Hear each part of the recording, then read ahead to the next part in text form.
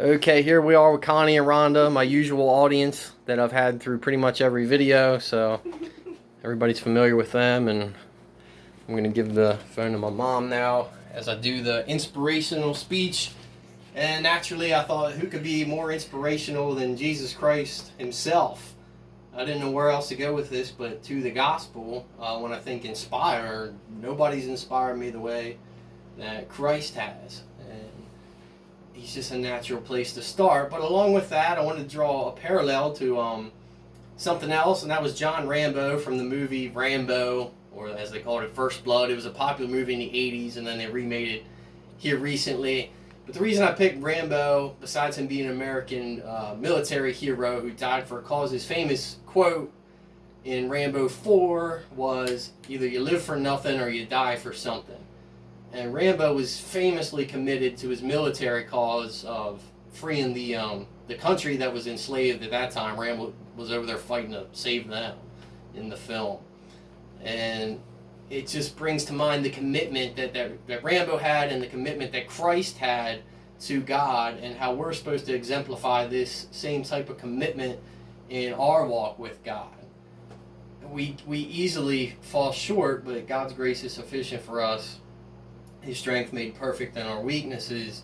So we need to pursue God with the vigorousness and the zeal and the zest that Christ did. And one of the things that Christ did, just to show how much like Rambo said, you got to die for something. I mean, you got to live so hard that you're willing to die for it. I know not everybody's going to die physically on the earth for Christ the way that some of the disciples did, or the way that Jesus did.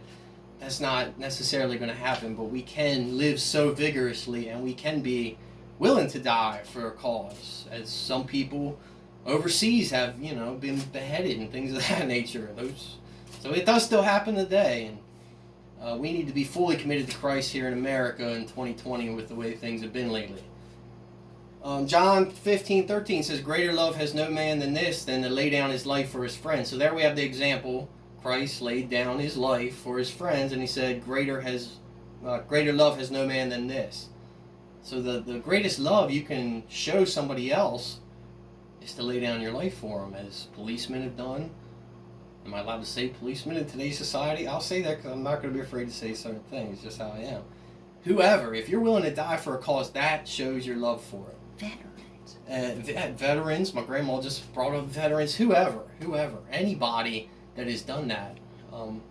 We've had lots of people in America of all faiths and everything else that have laid down their life. Are we there? Are we there as Christians, as Christian people, as black Christian or Asian Christian or white Christian or Persian Christian or whatever kind of Christian we are? Are we there as a people to where we're willing to lay down our life for the gospel? Whether we ever physically have to or not, are we prepared to do it? So I want to give you some more examples of people that did this in the scripture. We have Paul in Galatians 2:20. He said, "I am crucified daily with Christ." And why did Paul say this? Because Paul also said in 1 Corinthians 15:10, "I worked harder than all the apostles." So why would Paul say, "I'm crucified daily with Christ"? Because he was working so darn hard. Worked harder than all the apostles. Now you could choose whether you want to believe Paul or not, but God allowed it to stay in the Bible. So it's got to be true. If God didn't want that in there, he could have found a way to get and said, "No, you didn't, Paul. That's not." So Paul did work harder than all the other apostles. It kept its way in Scripture. So that's example. Did Paul die the way that Christ did? Similar. I don't know if it was exactly the same. But the point is, Paul was that committed that he felt in the Spirit that he was crucified daily with Christ. And then ultimately Paul was killed for the gospel's sake, as many were in those times. I want to relate it also to the pick up your cross daily and follow me message. Everybody knows that one. That's another example of the kind of steadfast pursuits none of us currently have, but we're supposed to be going after. I don't think anybody, nobody perfectly exhibits the gospel, and nobody's picking up their cross as much as they should. That's why this speech is to try to inspire us to do it more. It is what we're asked to do by God. It says, pick up your cross daily and follow me.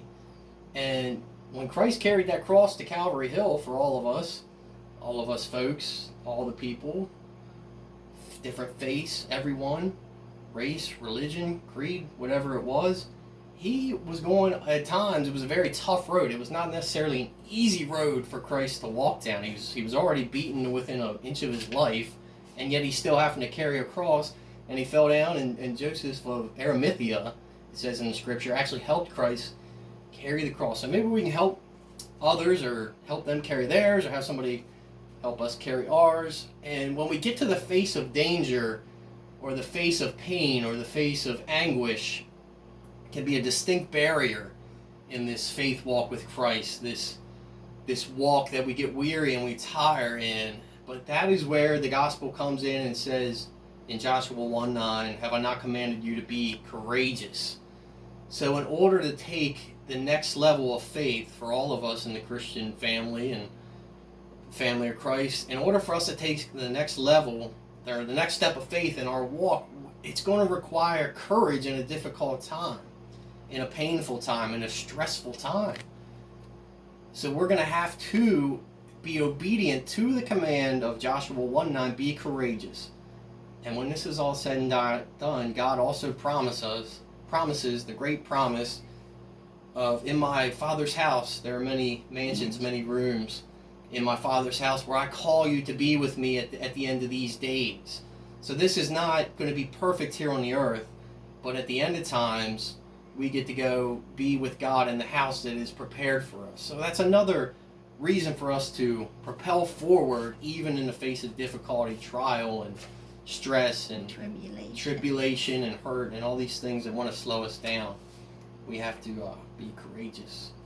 So I guess I'll just close in saying Bing.com was a reference I used. Obviously the scripture is a reference I used. And Rambo 4 is a reference. Live for nothing or die for something. So be willing to die for your cause. Rambo 4 was a movie directed by Sylvester Stallone, Lionsgate Production Company. I thank you for your time and listening to the speech today. Have a good night.